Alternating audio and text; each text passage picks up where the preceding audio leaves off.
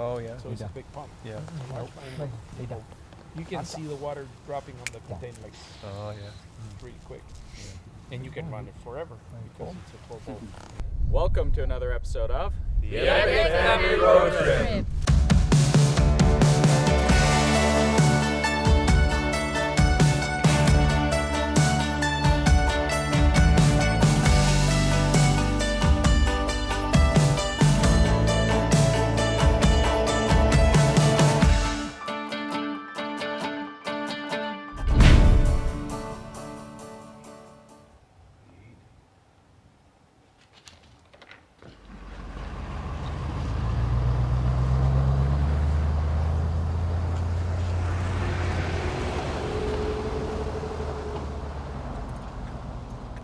You guys were in Kofa the last time? See you. How are you? Good to See you. Nice to see you again. It's been a while. Let's go, buddy. It's pretty cool. Under the bridge. It's under the bridge, so you gotta get your 4, 6. All right, so we just met up with Marco and Brad, and we just fueled up the vehicles, and we're going to be following Brad into the desert.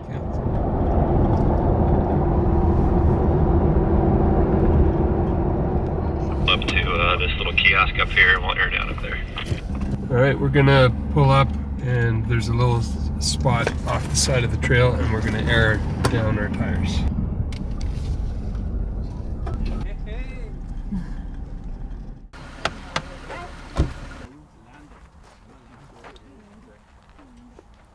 Come on, Nick. Come here.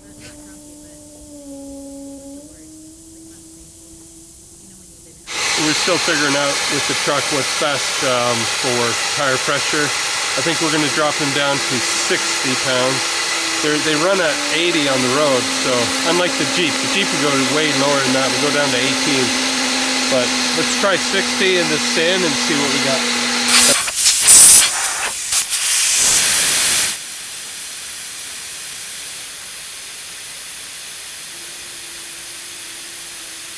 Enters the Yuha Desert. The previous year, a small group of Native Americans aiding his scouting expedition when they showed him where to find water by digging near Mesquite. Near here, the group found firewood in a, how do you say that, arroyo? Arroyo, a much needed resource to protect against the cold temperatures. Cold? California, cold? We're Canadians. Cold is relative. Yeah. And it's not like they're stopping at a Walmart every couple days, you know? I'm thirsty. I need a Gatorade. I'm a little dehydrated.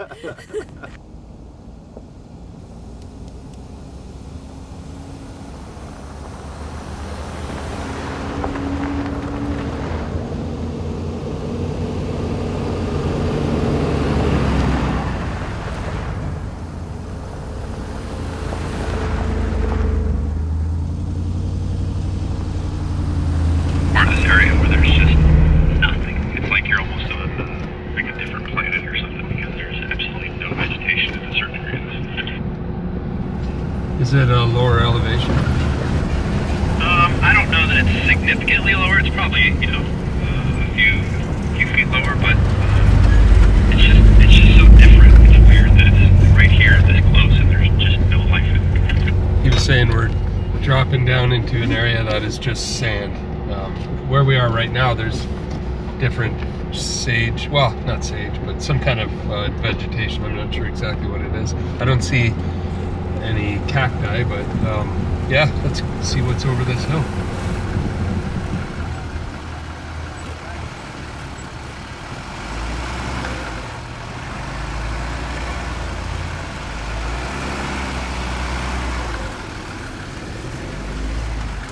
So they were mentioning that there's a big cold front and storm blowing into San Diego, which is west of us, and that eventually makes its way into the mountains here, and so, or into the desert here. So they said to be very cautious of where we camp, not tonight but tomorrow night,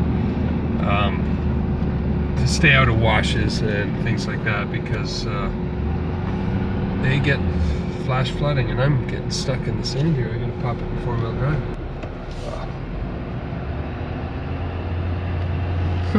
That's better. Alright, we're moving. Yeah, so they're gonna give us some high spots to make sure we don't end up camping in a wash, you know. Flash flooding can be pretty tricky and it comes out of nowhere, so yeah, we'll be aware of that. Well, you'd never know this trail was here. It's just completely hidden in the desert. But we're doing some neat stuff with this truck. A little bit off camber. Definitely some of the softest sand we've been on since we got to the desert.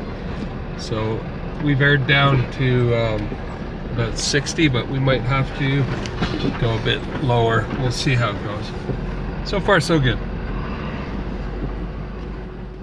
The Juan Bautista de Anza Historical Trail commemorates the historic expedition led by Spanish military officer Juan Bautista de Anza in 1775 and 1776. The trail follows the route taken by Anza and a diverse group of colonists as they embark on a journey from present-day Mexico to establish a settlement in the San Francisco Bay Area. In the midst of Spanish colonization efforts in the American West, Anza's expedition aimed to strengthen Spain's presence in California. The group, consisting of 240 soldiers, settlers, and their families, faced formidable challenges as they traversed the harsh landscapes of the Sonoran Desert and the coastal regions of California. They endured harsh and sometimes life-threatening weather conditions, scarce resources like water and food, and the constant threat of hostile encounters. Despite these difficulties, they prevailed, resulting in the successful establishment of a settlement in the San Francisco Bay Area. There's a well here that the folks that were building the missions used. You can tell by the area there's not a lot of water, so when they do find water, that's pretty special. And so people would come here to fill their water jugs and carry on through the desert.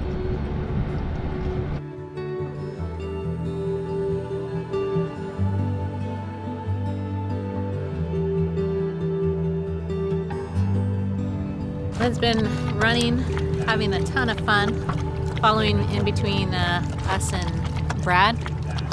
So it's neat to see him. I think he loves this being in the wash here with all the soft sand. He's just enjoying himself. Not a fast pace, but just a nice easy pace. He could go all day. But we just got him some water and just giving him a little bit of a breather. Walking their way north. That's just crazy to think about. Yeah, how do you know how to take enough food? Right. What do you eat? Yeah. Wildlife would be scary. I mean, you got to feed 240 mouths. Like, you better be packing some serious, like, corn and, Yeah. I don't know, whatever they would carry, I guess. Something that wouldn't go bad. Yeah. I can't even feed Pete and Dan. 2 years before the revolution. The second ANZA passed 1 year before the American Revolution.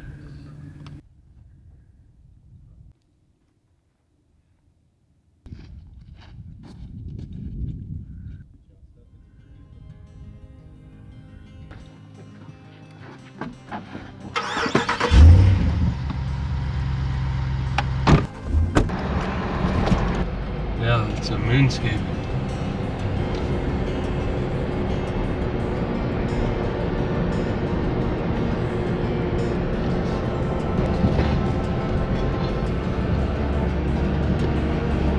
We're gonna land the drone and maybe pull the dog in.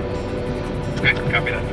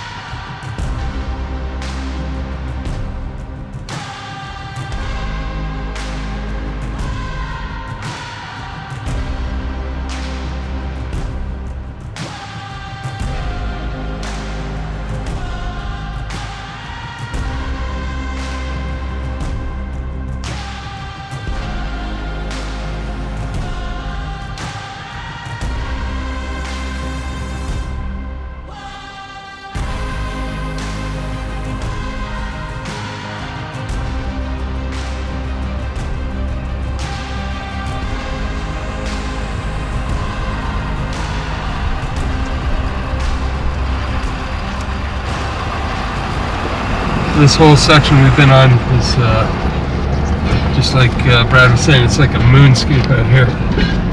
But nice soft sand on the trail, and just up and down, up and down. It's really unique.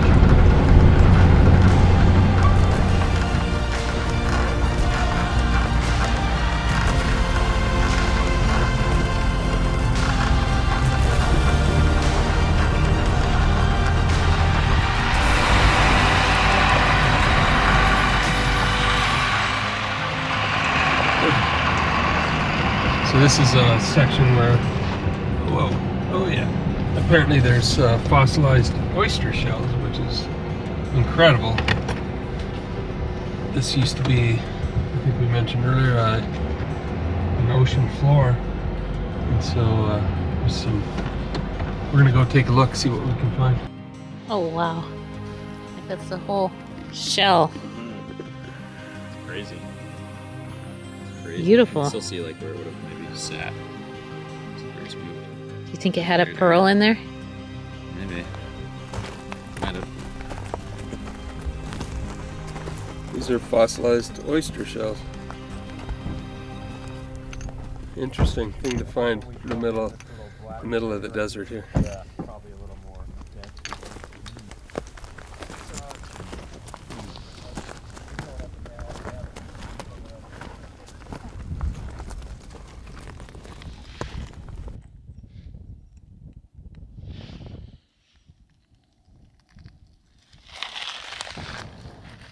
What is this kind? It's like maybe some kind of mica or something. It's actual kind of rock. Look like No, it'll break. Like that maybe. That's amazing. Yeah, so this is the bottom of the ocean. We're finding shells. Really cool. Yeah, there's all kinds of. There's a guy on Instagram. So we just stopped here at the oyster area, and we're just going to make a quick lunch before getting back on the trail.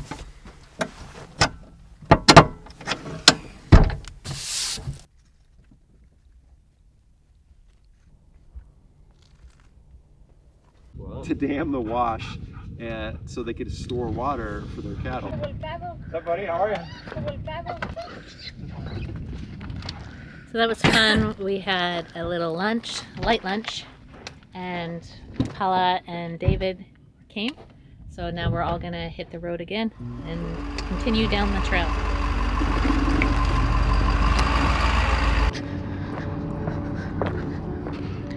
So this is gonna be interesting with the truck. You can kind of see the route. I think it's doable.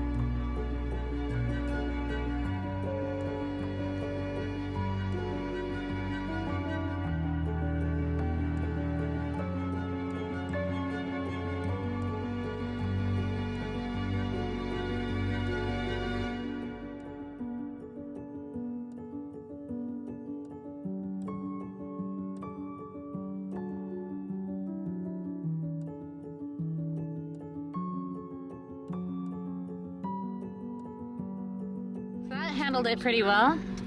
Quite. I think the wide wheelbase or something, you just kind of missed every rock. Yeah. I You do could want just- to get those amp steps that go down, but they also work as a rock slider, because the last thing I want to do is dent between the doors on the cab. But yeah, for something like that, absolutely no problem. This thing's pretty good at crawling. Pretty good at keeping up with all these Jeeps.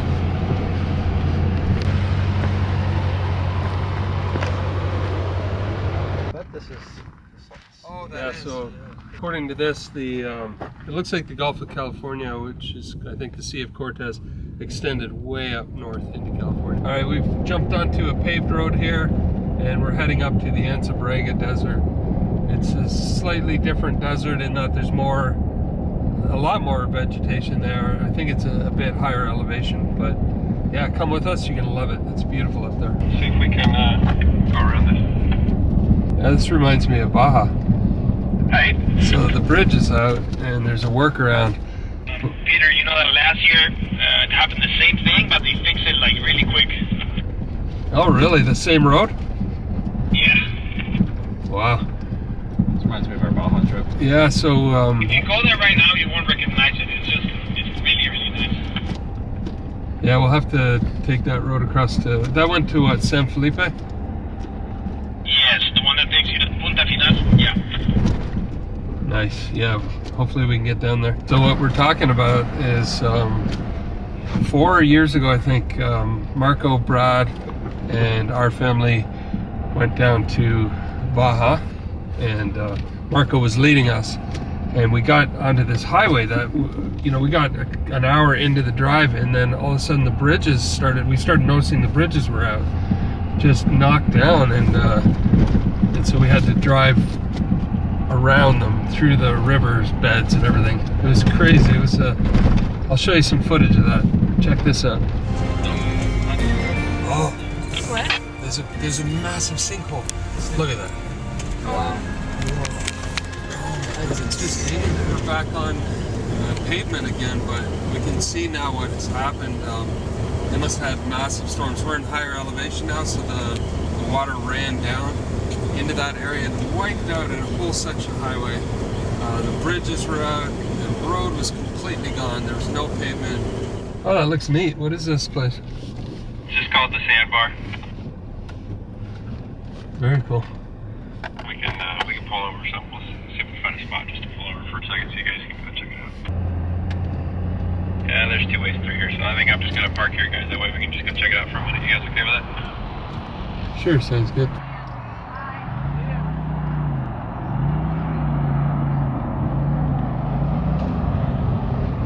This is called the Sandbar, and it's just a place over the years. It's one of those places, you know, like Signpost Forest or something. This one's more geared towards desert racing, so there's memorials of people that have passed, and people just leave all kinds of stuff behind. I don't know, it's neat. One of those little things on the trail you just got to stop and take a look at. So the San Diego Jeep Club is going by. A lot of these folks, they're all fans of Brad's and Marco's, and a lot of them seem to know Epic Family Road Trip, which is cool. So we're just waving as they go by. Interesting. Interesting.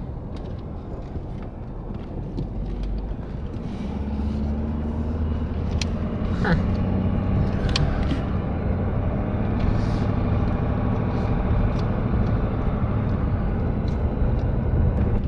It looks like a gas station at one time. Yeah. Well, this is definitely a different trail Brad's taking us on now. It's paved, or it's concrete like a sidewalk, but a wide one.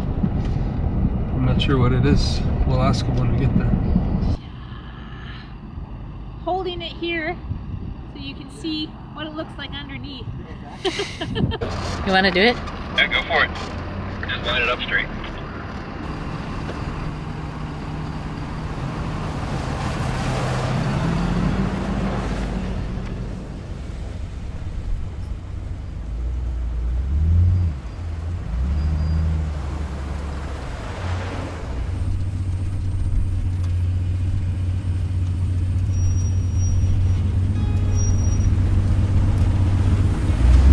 ANZA BORREGO Desert, California's largest state park, boasts vast, arid landscapes, unique geological formations, and hardy flora like ocotillo and Joshua trees.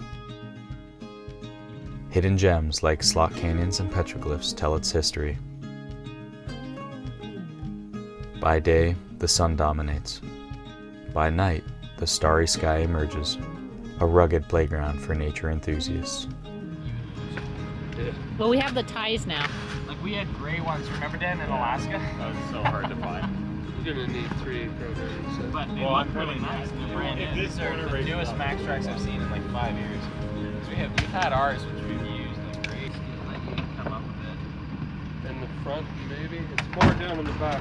It's pretty good. This holder is one of my favorite things because it looks really nice when they're up there, but it just holds 2 nice Max Tracks. And as everyone's seen, it folds down as a table. So one of my favorite tools, whether it's on our trips as a family or the expeditions we've gone on with EXO, they're probably the most used recovery tool in our arsenal. You can use them as a shovel, dig sand. You can use them to level yourself with the vehicles, which we do all the time. And then they're just incredible to add traction whether you're in sand, mud, or snow. They're really good tools to have.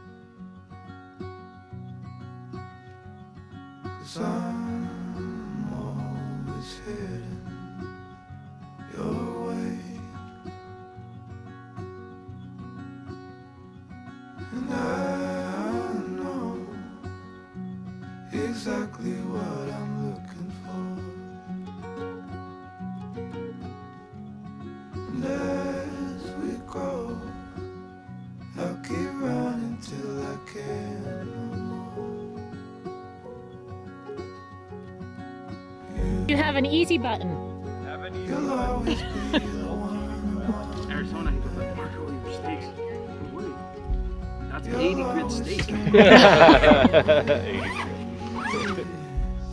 You'll always be my heart, my life.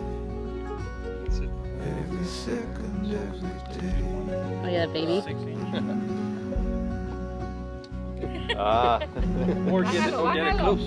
So I'm gonna be walking over to Marco's kitchen, and he and his wife are making a beautiful meal, and I can't wait to show you guys. But yeah, it was fun. You have a real appreciation for the wildlife there. And then we did oh, that's actually right. Ooh. We went to, what was the name, Paula? That What is it again? Birria. birria, beef Oh, birria, Nice. which is it's you cook the beef for about 4 hours until it's like really tender, and then you make a salsa based on guajillo pepper and other ingredients, and that's why it's got that color and that smell. It is beautiful. It smells so delicious. No, there's no way. The pepper is... Puede ser, ¿verdad? This is also an X3 then, right? The next one, Gen 2. Okay. Neat. Ya lo vieron por dentro. Very nice. Have you seen the interior? Check it out. What I like about the X2, it's got all the storage. That's a lot. And this is really easy to set up.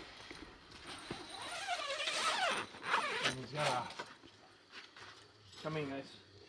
Welcome home. Go ahead. Does it come with the mats and everything? Well, this you mat? can get them. Yeah. I had them, so.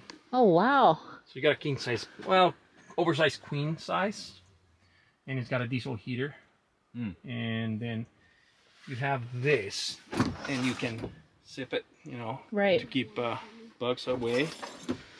But the neat thing is that you have all this room, Right. and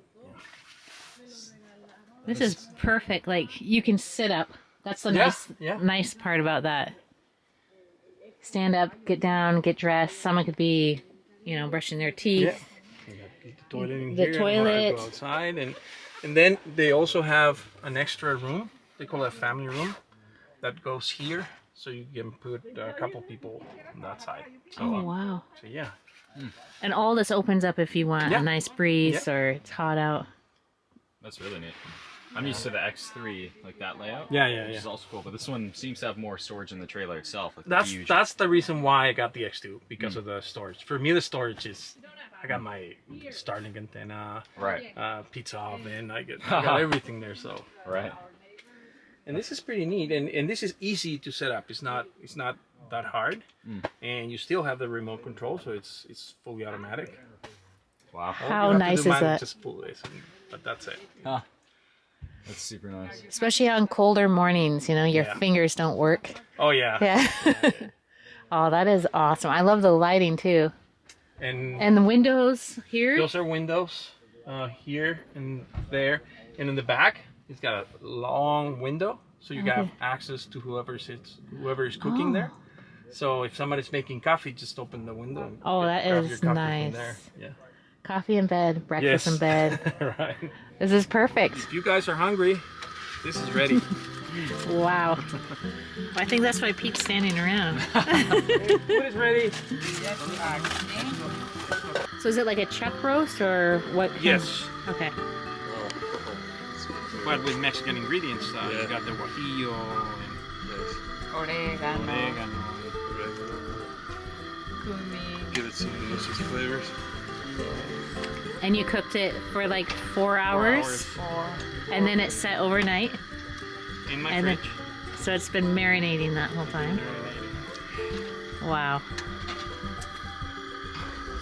That looks good. Even to taco stands. I'm gonna use my hands. That's the proper way to do it. Yeah. Awesome, thank you. And here's salt. Just give it a try. See what you guys think. All right, guys. So this is the first time you have birria It is. at camp, so Looks let's see what amazing. you think.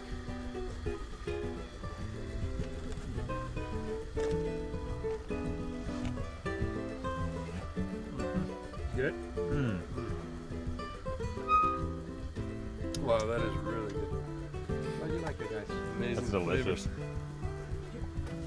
Yep, we're gonna be hanging out here all night. Wow, that's amazing. Thank you.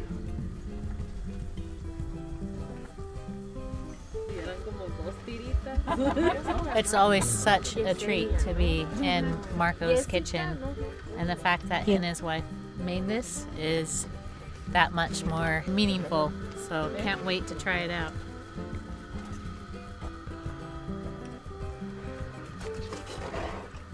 Pues ya terminé todo el paquete de tortillas que se acabe, ¿no? Good. That's so good. Voy a ponerla Wow. aquí arriba That is y good. la vamos a tapar así. I don't think this smile can get any bigger. Well done. That is amazing. Ahí hay platos. There's more. ¿No quieres? Here, here. Oh, is that from your wedding? How cozy. I love it. guys know like a sangria. That actually tastes good. It's not bad. It makes it better. Está haciendo ojitos. David? What do you have going on, Brad? Well, people think I don't cook. I do cook. It doesn't always taste great, but I do cook.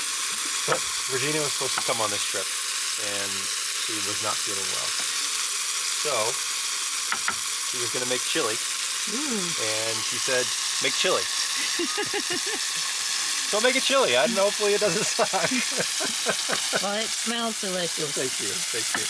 I may employ you for a little seasoning assistance. Okay. I got a whole box full of seasonings, but I don't know. If I know What to add in? Yeah, she didn't give me a recipe, so she just said make chili. I was like, all right, I'll figure it out. Well, that's the best way to do it. Sometimes. I didn't know that you fished. Oh yeah, you know, when I was stationed in South Carolina, there's not much to do in South Carolina. So we fished. We had a bass boat, and that's what my boys and I did just about every weekend. Is we would get out and we would go fishing. We would go fish for redfish and speckled trout. We catch shark. Oh wow. Black sea bass. Yeah, we fished a lot. My freezer was full of fish all the time. I miss that. I miss having all that fish. But yeah, I like fishing. So when I go up to Canada, Alaska, I'm catching fish. Definitely. Yeah. We travel with a fishing rod everywhere we go. Yeah. So Is it a collapsible one? It's a fly rod, so yeah, you Yeah. can. But Yeah. it's the best way. Yeah. We caught a fish when we were in Australia. Oh really? I caught the fish, Marco made ceviche out of Oh. it. It was perfect. That's teamwork right there. It was great. Yeah, it was awesome. Oh, that's beautiful. I should have had a counter going with the tacos. I love tacos. Carol, there's more here. Okay. Don't let them get cold. So we just stuffed ourselves with tacos at Marco's kitchen, and now we're at Brad's kitchen, and he's got chili going, so we're definitely gonna take a scoop or two of that. I thought we'd have to cook tonight, you know. We thought we were gonna make we had like a curry meal planned, but I'm glad we didn't start on that, because that'd be too much food. This looks really good, bro. Oh, thank you. It's an experiment. So you Glad, can be honest. Glad to be part of the experiment. Be honest. Well, I wish you guys could smell it because it smells amazing. There you go. Enjoy. This is the perfect chili night. It is. Like, I think this is very well done. It's First, just like right. the chuck roast tacos. It's a chuck roast, cooked slow cooked, and then with amazing Mexican flavors, and then a chili to top it off. It's all perfect. Thank you, Brian. The jalapeno is just slight, and then the pepper has really come through. Red pepper in there, and then the beans, and it tastes like steak is in there. So a steak chili, you can't go wrong, especially tonight. It's not cold, but it has that little bit of chill, and so it's perfect for chili. I just clued into that whole thing. So anyways, yes, it is really good, and super thankful to be with all of our friends enjoying all this wonderful food. It's definitely made with lots of love and care, and we had a blast on the trail, and now we're going to be spending some time around the fire and just catching up and telling stories and different memories, I'm sure, and enjoying this lovely evening. Oh yeah. So it's a big pump. Yeah. You can see the water dropping on the container like Oh yeah. really quick, and you can run it forever. Because it's a 12-volt. It was insane. We didn't That was sleep. my stuff. We had that happen once with that big gray tent. You had the first rooftop. yeah. But you know, it's those moments though that you remember. Like I mean, think about all the beautiful, amazing camping sites times you've had. You kind of forget them. Yeah. Right? It's those moments that you remember and you laugh about and you think about. And in the meantime, We'll see you down the road. You're right, we did. Good job, guys. Right, man? Radio up and the blinds pulled down. You love it when nobody's around. I wanna call out round town, but you bite my lip, don't make a sound. I'll be damned if I'm leaving without you.